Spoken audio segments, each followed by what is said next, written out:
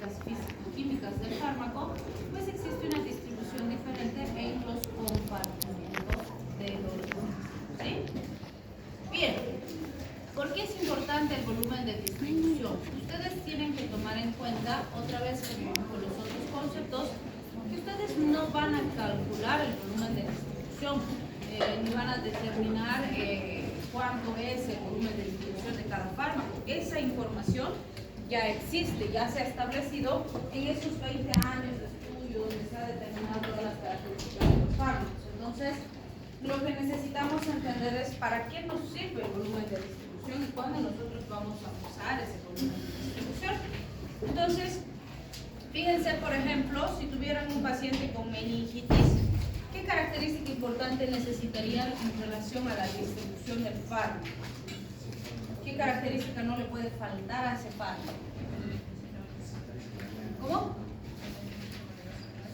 Ya, entonces necesitamos que pase la barrera hematoencefálica, ¿sí?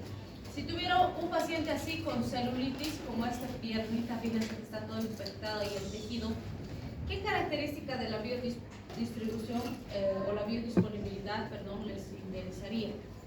Que su distribución sea alta o baja. ¿Baja? ¿Por qué baja?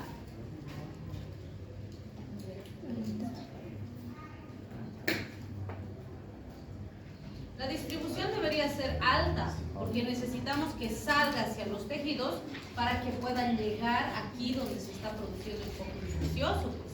Si su distribución no es buena, se va a quedar en el torrente sanguíneo y ahí no necesito la acción del fármaco, necesito en los tejidos. ¿Sí? Bien, en este caso, fíjense, es un bebé de una mamá embarazada y está infectado, porque fíjense, todo el líquido amniótico está infectado, el bebecito está comprometido. ¿Qué característica tendría que tener aquí el fármaco? ¿Cómo? Pasar la barrera hematoplacental, ¿sí? Entonces, buena distribución. Y en este caso, fíjense, es un bebecito que tiene sepsis. Por lo que se ve de la infección, el foco de origen debe ser pulmón. Probablemente tiene una neumonía y a partir de ese foco pues se ha diseminado el cuadro infeccioso hacia los tejidos. ¿Qué característica importante tendría que tener el fármaco en este caso?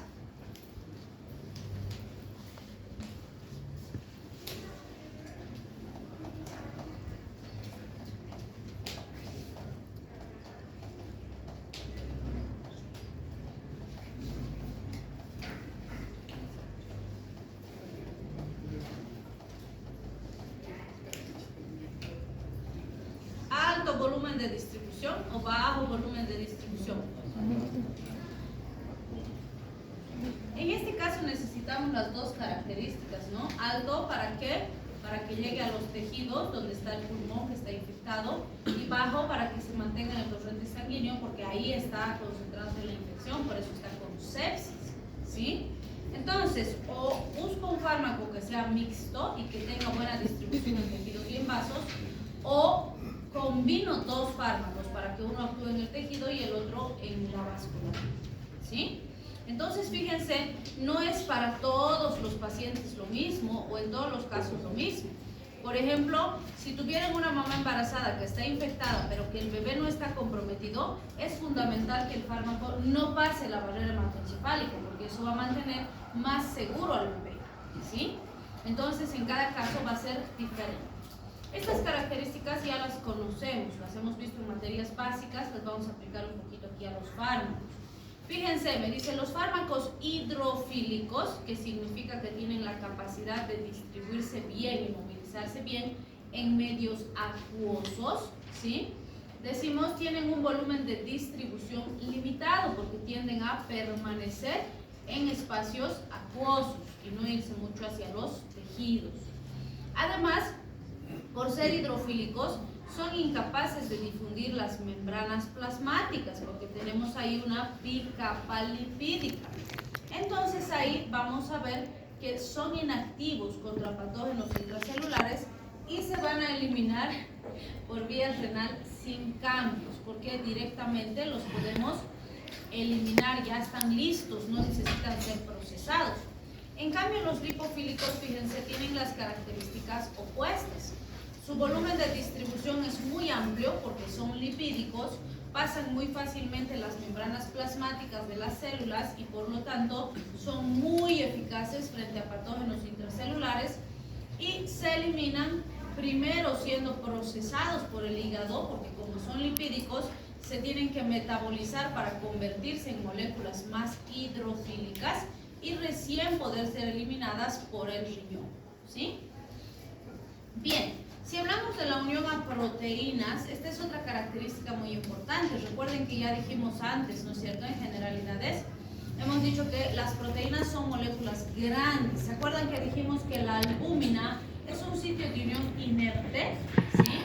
Porque dijimos la albúmina es tan grande que cuando está unida a la albúmina, el fármaco, como vemos aquí en el dibujito, no se puede unir a su receptor, no se puede metabolizar, no se puede eliminar, es como si no existiera, ¿sí? Entonces, fíjense, si tenemos una alta unión a proteínas, vamos a tener una baja concentración plasmática del fármaco, porque el fármaco que se cuantifica es justamente el fármaco que está libre, no el fármaco unido a proteínas, ¿sí? En segundo lugar, tenemos una baja difusión hacia los tejidos, porque las proteínas no se van hacia los tejidos. Entonces, si está unido, pues no puede salir. Se metaboliza poco. Su vida media es alta porque su excreción o su eliminación por el riñón es baja, porque la proteína no se elimina, entonces mientras esté unido no se puede eliminar. Entonces, vean, solo estamos aplicando lo que ya sabemos, ¿sí? En el caso de la unión a las proteínas plasmáticas baja, las características son opuestas. Alta concentración, alta difusión a los tejidos, más metabolismo, vidas medias más cortitas porque la excreción es alta, ¿sí?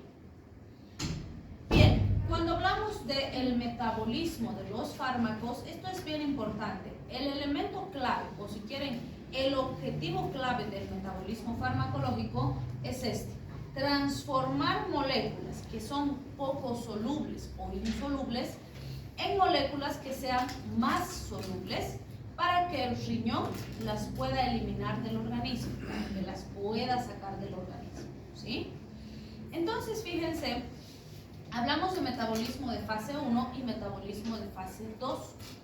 El metabolismo de fase 1 implica que esa conversión de esa molécula lipofílica a una molécula hidrofílica la vamos a conseguir al introducir o desenmascarar un grupo polar. ¿Qué grupos polares son los más usados? Los grupos oxidrilos, los grupos aminos, los grupos sulfidrilos. No nos vamos a meter a metabolismo, porque eso ya han visto en bioquímica y en sus otras materias básicas, ¿sí? No vamos a entrar a las vías metabólicas por las que se consigue esto. Solamente vamos a recordar lo más básico, que es lo que nos interesa, que en fase 1, el proceso por el cual convertimos a la molécula en más soluble es el grupo polar. Eso es lo que nos tiene que notar, ¿sí? ¿Y esto dónde se produce? En los microsomas del sistema o del retículo endoplásmico rugoso, del retículo endoplásmico liso a nivel de sus oxidasas y por supuesto con los sistemas de las P450. Recuerden que siempre que hablemos de estas P450, y de hecho en todos los temas de farmacología siempre vamos a hablar de las P450.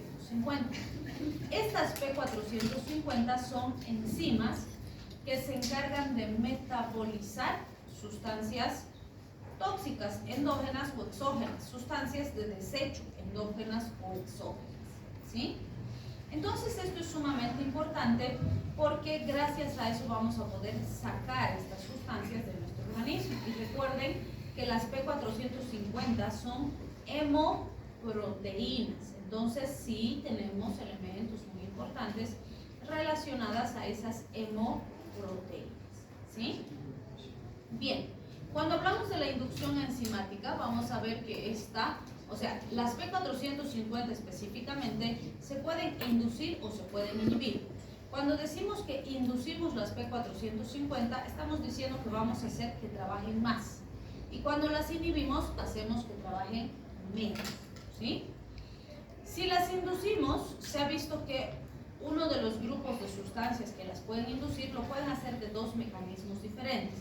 Uno es producir una inducción aumentando la síntesis y la otra es disminuyendo su degradación. Por ejemplo, digamos que normalmente se sintetizan 50 P450 y esas producen el metabolismo. Entonces, cuando yo hago la inducción con alguna sustancia, puedo hacer que se produzca el doble y en vez de 50, que se produzca 100. ¿Sí? O en algún caso, si es que voy a disminuir su degradación, digamos que se degradan en 2 días y después de 2 días ya no funcionan. Entonces, lo que puedo hacer es que se degraden en 4 días. Entonces, he duplicado su capacidad metabólica, pero sin necesidad de aumentar la cantidad, sino haciendo que permanezcan más tiempo en el organismo porque se van a quedar más tiempo. ¿Sí? ¿Qué fármacos o qué sustancias se han asociado con inducción de las P450? El fenobarbital, los hidrocarburos aromáticos, varios glucocorticoides, macrólidos, antimicrobianos, etanol. Y fíjense, siempre que ustedes vean C y P, hace referencia a los citocromos de las P450, es decir, todas las C y P que tenemos 2B1, 1A1, 1A2, 3A, 34A, 2E1, 2E3, etcétera, etcétera, hay un montón, son P450, vale decir, cada una de estas son enzimas que nos ayudan a procesar y metabolizar sustancias químicas, ¿sí?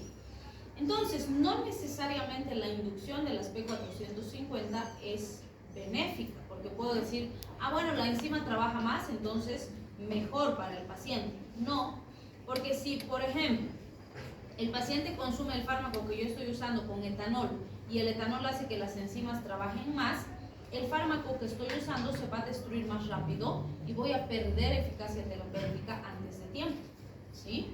Entonces depende de mi objetivo terapéutico, siempre.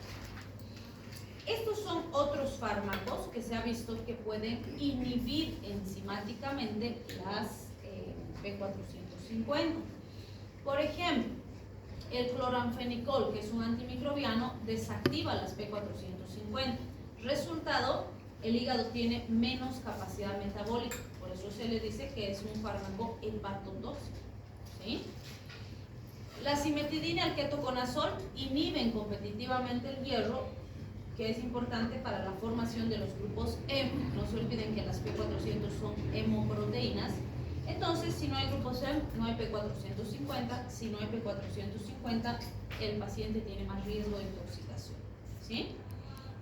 También tenemos la inactivación catalítica, donde hablamos de eritromicina, proleatomicina, como moléculas que van a ser importantes para inactivar a estas enzimas. Si se inactivan, también tienen más hepatotoxicidad. Y de hecho, los macrólidos en general decimos que son sustancias químicas hepatotóxicas, ¿sí? Bien, el metabolismo de fase 2 nos dice, el fin es el mismo que el metabolismo de fase 1, convertir una molécula poco soluble en una molécula más soluble. Ese es el objetivo. El punto es que esa transformación la vamos a conseguir a través de conjugación. ¿Qué implica eso? Que vamos a conjugar con un grupo funcional, como ácido glucurónico, ácido sulfúrico, ácido acético, y la introducción de esta molécula es lo que va a hacer que la molécula base sea más soluble. Entonces, lo único que cambia es el cómo, ¿sí?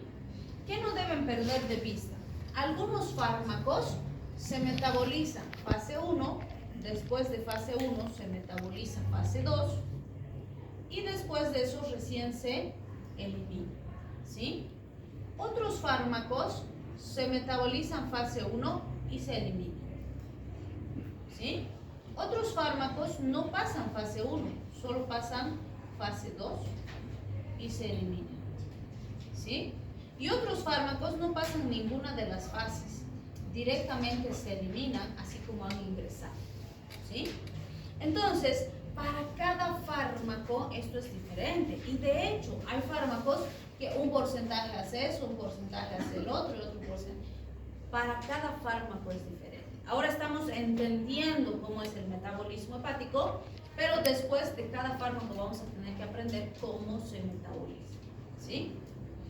Bien, Existen algunos factores importantes que pueden influir a nivel del metabolismo hepático. Por ejemplo, las características genéticas, ¿sí? Y eso no es solo para el hígado, sino para todo el metabolismo en general. Se ha visto que pueden existir diferencias raciales, diferencias étnicas, que por las características genéticas alguna población puede tener, por ejemplo, más sensibilidad a una sustancia química, o se intoxica más rápido, o reacciona diferente por sus características genéticas. Por ejemplo, se sabe que los pacientes de origen oriental, los nativos americanos, por ejemplo, producen menos alcohol deshidrogenasa, y eso hace que sean más sensibles a la intoxicación por alcohol. Su resistencia al alcohol es más baja, ¿sí? Pero, por supuesto, como el alcohol es una droga de abuso, esto puede sufrir cambios a medida de que el paciente entra en exposición frecuente o ejercita, por decirlo así. También se han visto algunos cambios ambientales interesantes. Resulta que las personas que consumen alimentos cocinados al carbón o que tienen hábito tabáquico muy marcado, pueden tener mayor expresión de las P450, vale decir, metabolizan fármacos que usan estas vías metabólicas de forma más rápida, ¿sí? Que otra vez les decía, no necesariamente más metabolismo es mejor para el paciente, depende de qué necesitamos, ¿sí? Pero para que esto tenga un impacto real, tiene que ser algo realmente muy frecuente. Si una persona come una parrillada una vez a la semana, no, pues no tiene ningún impacto en su metabolismo, que será diferente que si consume parrillada 6 días de los 7 días de la semana, ¿no? Ahí sí. O no es lo mismo un pacientito que se fuma un cigarrito una vez a la semana a uno que fuma una cajetilla todos los días. Entonces sí va a haber diferencia siempre y cuando sea realmente un hábito bien instaurado en el paciente, ¿sí?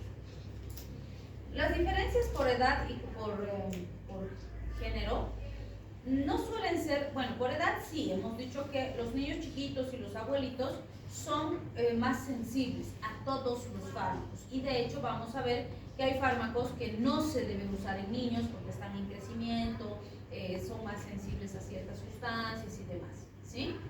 Y lo mismo con los abuelitos. Y las diferencias por género, es decir, por sexo, genético, si quieren biológico, vamos a decir, cuando hablamos de fármacos no suelen ser muy significativos, ¿vale? Es decir, no es común que yo seleccione el fármaco porque es varón o porque es mujer, ¿sí? Pero pueden haber algunas situaciones particulares. Por ejemplo, si le voy a dar un método de anticoncepción en base a hormonas, le voy a dar pastillas anticonceptivas, ¿quién debería tomar, el varón o la mujer? La mujer, ¿no es cierto? Ahí no es lo mismo que tome el varón, porque el objetivo de esas hormonas es tener un efecto anovulatorio, y el varón no ovula, pues, ¿sí? Entonces, ahí sí pueden haber ese tipo de diferencias, pero son para tratamientos muy particulares relacionados a estas diferencias que tenemos por género, ¿sí? Pero después, si le voy a dar paracetamol, no me interesa si es hombre o mujer, voy a usar mínimo máximo y ya está, ¿sí? Si le voy a dar amoxicilina, no me interesa si es varón o mujer, voy a usar mi rango y ya está. Entonces, no en todos los casos será relevante, ¿sí? El uso de otros fármacos es uno de los factores que siempre tenemos que tomar en cuenta, porque ya les había mencionado que lo habitual es que en el paciente usemos varios fármacos al mismo tiempo, ¿sí? Entonces, muy pocos pacientes van a usar un solo farmaquito a la vez, entonces van a ser varios fármacos. Por lo tanto, sí es muy importante considerar cómo interaccionan. Si los dos se procesan por el hígado, se va a saturar y se van a intoxicar, o el riesgo de toxicidad hepática va a ser mayor. Por eso en algunos me dicen no mezclar con otros fármacos hepatotóxicos, o no mezclar con alcohol, o no mezclar con paracetamol y así, ¿sí? Y por supuesto la presencia de enfermedades. Si es un fármaco que se metaboliza ampliamente por el hígado y mi paciente es cirrótico, no debo usar ese fármaco, ¿sí? O tiene, no sé, pues esteatosis hepática, entonces tendré que usar con más cuidado, o recalcular la dosis, o hacer una corrección de dosis, como decimos, en base al grado de insuficiencia, ¿sí? Bien, otro concepto clave cuando hablamos de cinética es la eliminación. Y siempre que hablamos de eliminación decimos, la eliminación es el factor que predice la velocidad de depuración en relación a la concentración de un compuesto específico. También tiene su fórmula, fíjense, me dice es el clearance, donde vamos a tener la velocidad de eliminación sobre la concentración. Y puedo calcular el clearance sistémico, que va a ser igual al clearance renal, más el clearance hepático, más el clearance pulmonar, más el clearance cutáneo. Es decir, el clearance sistémico es la suma del clearance. Acuérdense que clearance hace referencia siempre a eliminación, ¿sí? Cuando digo, a ver, ¿cuál es el clearance renal? Estoy viendo cómo está eliminando el riñón, lo que debe eliminar, ¿sí?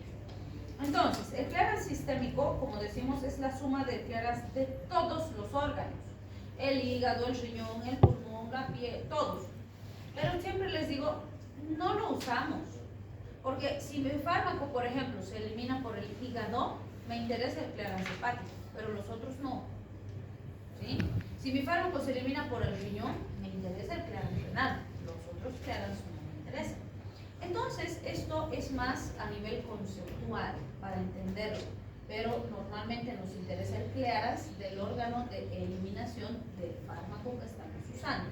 Y para cada fármaco varía. Hay fármacos, la mayoría se eliminan por el riñón, otros pueden eliminarse con la bilis, por las heces, otros pueden eliminarse por la piel y así. Para cada fármaco va a ser diferente. ¿Sí? Esto ya lo hemos visto. Hemos hablado de la biotransformación de los fármacos, ¿no es cierto? De sus metabolitos. Y dijimos que un fármaco puede formar metabolitos activos y metabolitos inactivos. ¿Qué diferencia había entre el activo y el inactivo?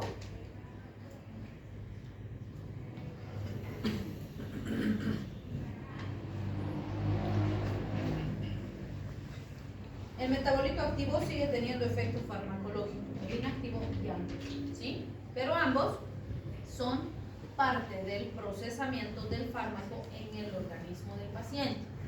Y por supuesto no se olviden que cada fármaco es diferente. Hay fármacos que sí forman metabolitos, hay fármacos que no forman metabolitos. Hay fármacos que un porcentaje forman metabolitos activos, otros metabolitos inactivos. Hay fármacos que un porcentaje se elimina como metabolito y un porcentaje se elimina como fármaco original. Entonces es sumamente variable. ¿Sí?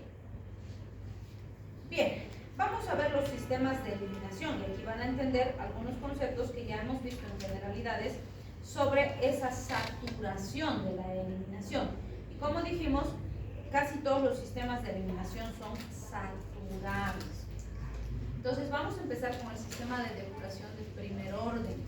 Este se llama así porque ha sido el primero de ser decidido, nada más por eso. Y me dice, su fórmula es la velocidad de eliminación, que es igual al clearance por la concentración. Entonces ahí tenemos que la eliminación es no saturable. La velocidad de eliminación es igual a la concentración y el área bajo la curva se usa para describir la eliminación.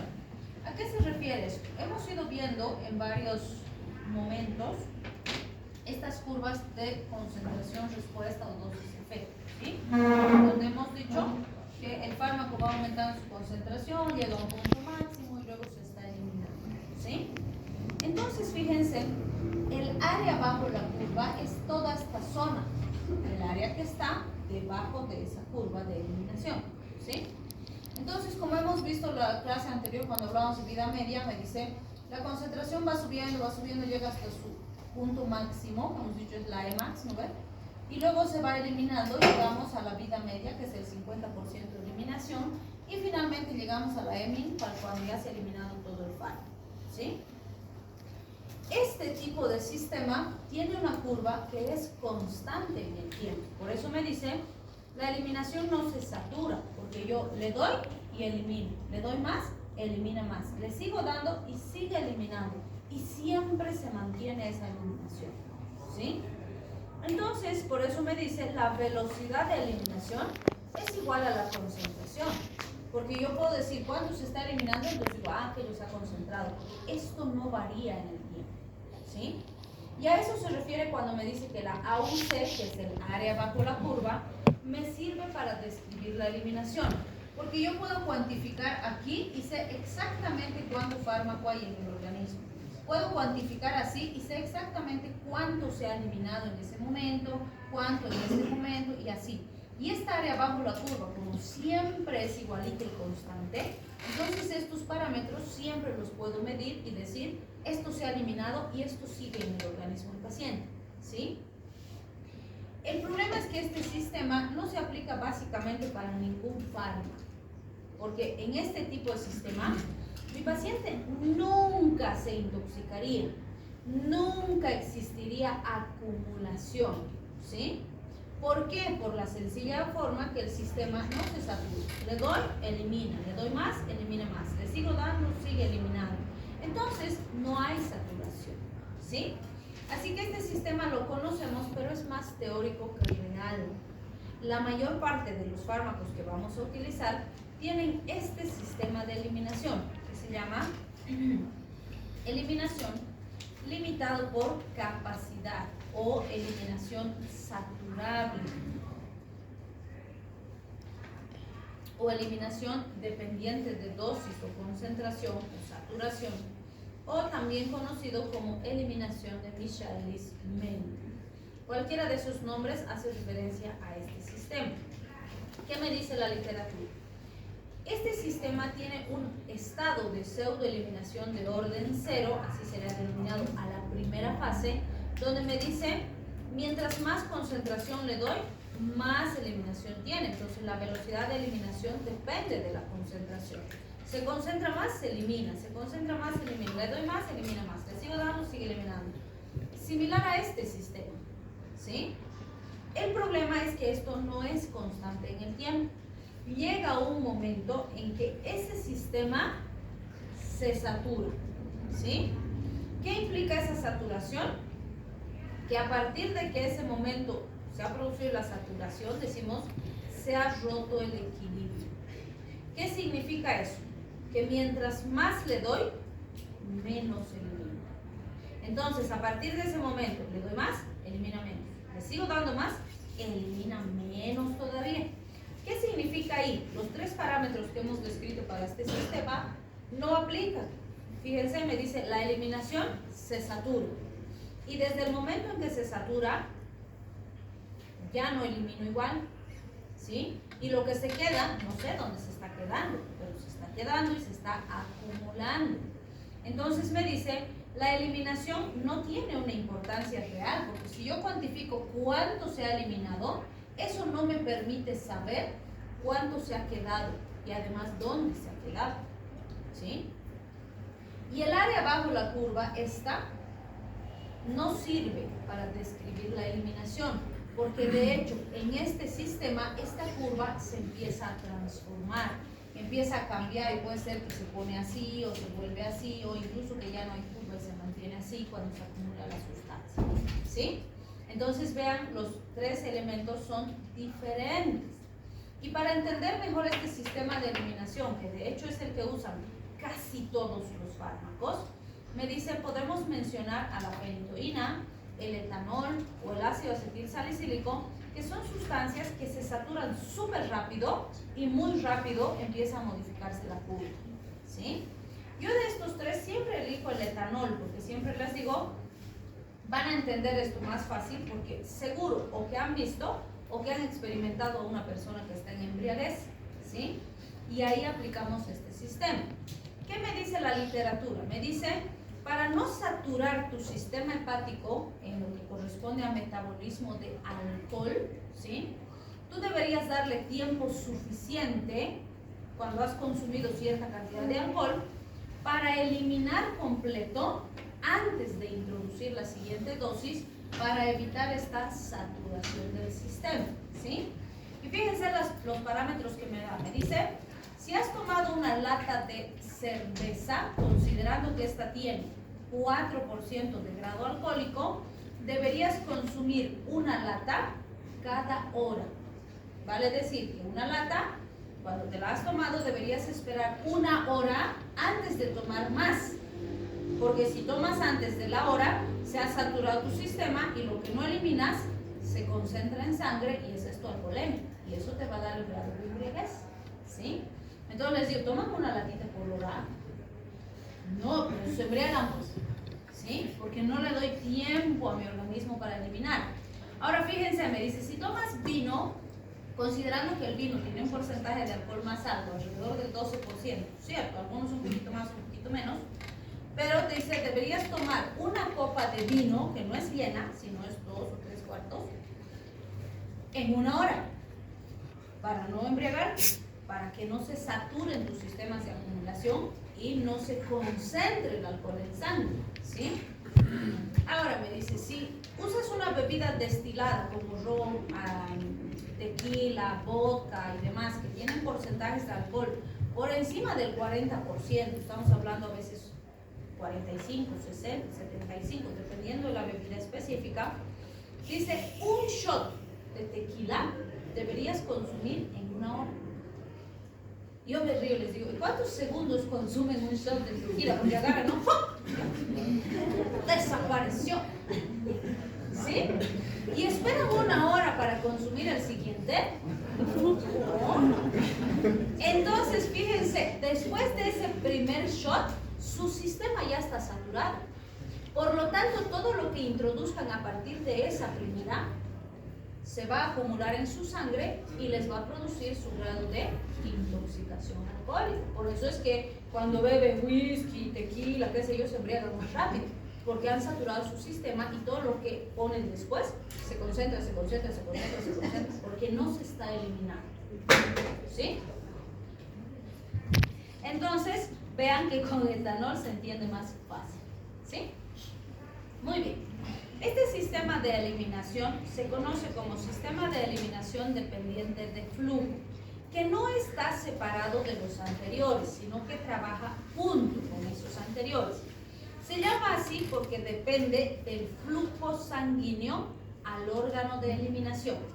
Por ejemplo, vamos a tomar el riñón, que es nuestro principal órgano de eliminación, pero no es el único, ¿no? Sabemos que hay otros, pero la mayoría de los fármacos usan el riñón. Entonces, fíjense, esto me dice, ¿de qué depende la eliminación?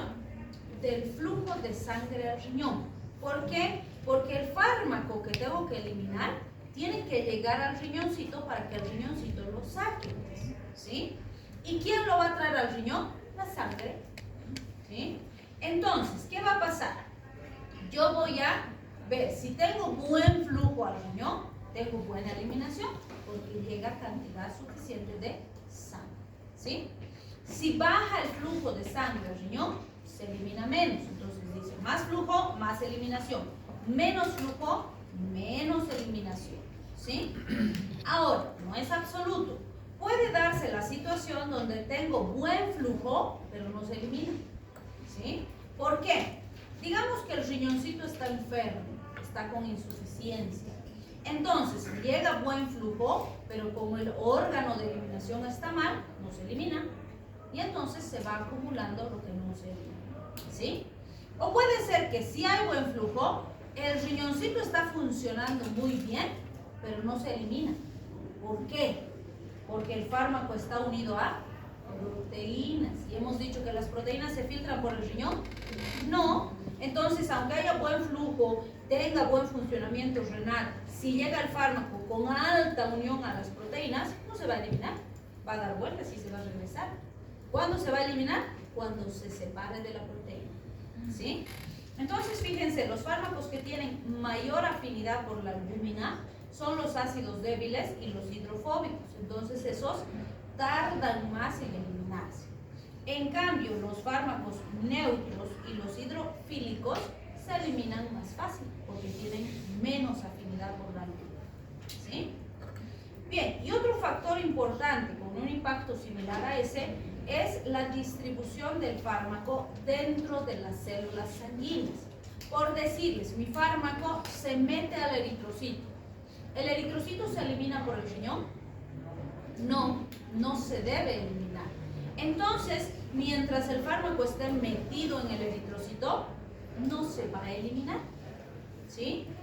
En cada caso tendré que analizar esas características para ver si existe o no eliminación específica, ¿sí? Bien, cuando hablamos de la eliminación por vía renal, finalmente, la filtración glomerular es un factor importante. Recuerden que las proteínas no se filtran y ya lo acabamos de decir, fármaco unido a proteínas no se elimina. Otro punto importante que debemos considerar es la característica o la composición química del fármaco. Los fármacos pueden ser ácidos y pueden ser bases. No todos son ácidos o bases, pero si son ácidos, se tienen que eliminar por el sistema de eliminación de ácidos. Si son bases, se tienen que eliminar por el sistema de eliminación de bases. ¿Y dónde están estos sistemas? Fisiológicamente hablando, ¿dónde están? ¿En qué parte? De la nefrona. Tienen que acordarse de fisiología. En el túbulo contorneado proximal. ¿Sí?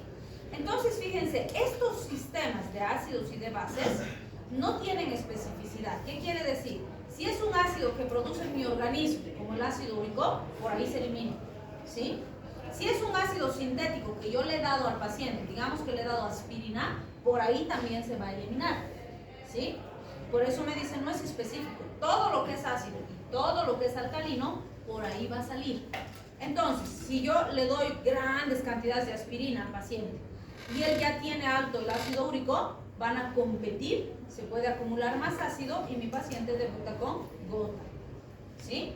Porque van a competir por ese sistema y esos sistemas se saturan. ¿Sí? Bien, y eso ya sabemos. Puedo aprovechar la acidificación o la alcalinización en el túbulo contorneado distal aplicando ecuación de Henderson-Hasselbalch. Y gracias a la ecuación de Henderson-Hasselbalch puedo aumentar o disminuir la eliminación de ácidos o de álcalis. ¿Sí? Y finalmente tenemos la eliminación biliar o lo que conocemos como metabolismo del primer paso, que hace referencia a que un fármaco primero va al hígado. El hígado junto con la bilis lo elimina hacia el intestino. Del intestino puede mantenerse en la luz intestinal y salir por las heces, o puede reabsorberse, regresar por la sangre al hígado, procesarse nuevamente en el hígado y finalmente eliminarse por el riñón. Ese circuito se llama circuito enterohepático, porque fíjense, el intestino vuelve al hígado, ¿sí? Si el paciente, o bueno, no el paciente, si el fármaco tiene alto circuito enterohepático, es muy importante que el hígado esté funcionando bien, ¿sí? Porque si no, se puede intoxicar con el fármaco. Si el fármaco no usa circuito enterohepático, porque hay fármacos que no usan esto, no es relevante. Si el hígado está enfermo, inclusive, puedo tener buena eliminación del fármaco sin riesgo, ¿sí? Entonces depende del fármaco. Bien, ¿quieren descansar un ratito?